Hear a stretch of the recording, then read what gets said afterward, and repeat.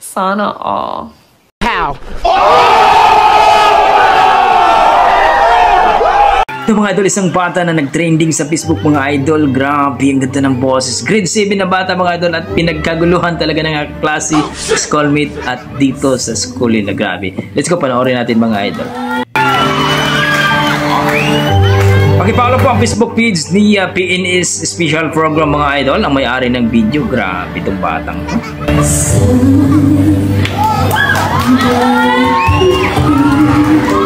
Wow!